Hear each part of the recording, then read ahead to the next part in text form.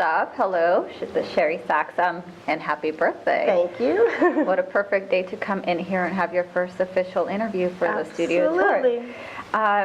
So, Sherri, you're a little bit different than a lot of the artists who have already been in the studio tour. One, because you are relatively new to the painting world and the art here in Maplewood.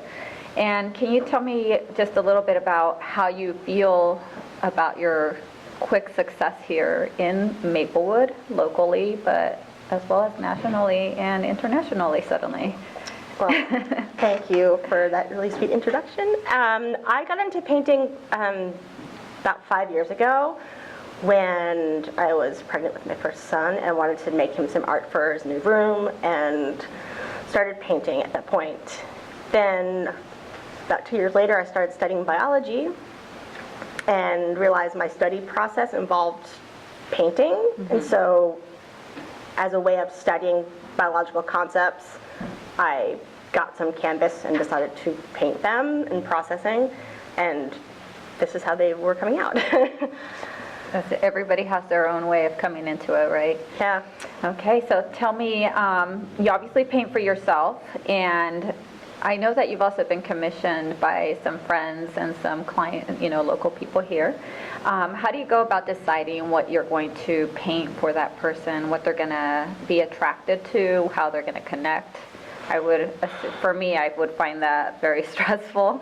So how do you go about it? It can be a little tricky in commissioning work because there's some freedom in painting what I want, for example, with a piece like this, or not. And so when a client asks for something specific, I try to get color ideas and feeling about where they live in their space, but also let them know that it will be in the vein of what I do and sort of consult them along the way.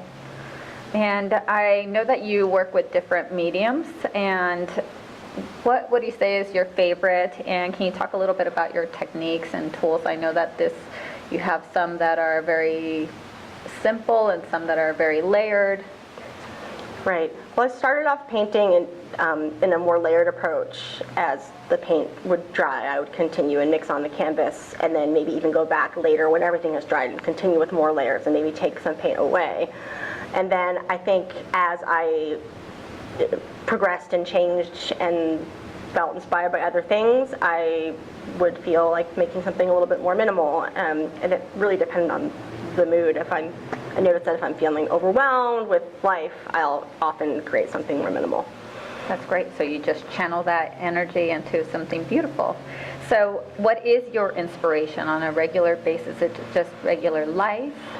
Well, music is a big inspiration for me because I come more from a sort of indie music background rather than a formal art training. Mm-hmm. And so that has served as a starting point for me in creating something despite the lack of formal education, and sort of feeling empowered to make art even though I don't have an art degree.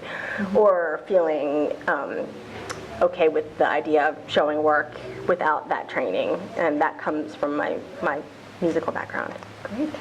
And I know that last year you were in Barcelona doing an exhibit, and now you're preparing for the studio tour. What else can we expect from SherriSacks in the near future? Well, I'm really excited about the open studio tour because this is my 3rd year, and each year has been really fun. I've met great people in the community that I didn't know.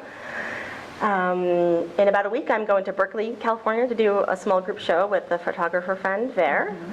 And then in May, I'll be in DC doing a sort of mixed media event with a photographer and a band, sort of a pop-up art show. So bringing back the music to the actual show, that's really great. Yes. Then there will be this excellent studio tour in June. And in August, I'll be showing in Barcelona one more time. And then at the end of the summer, I'll be showing in Asbury at hotel. Great.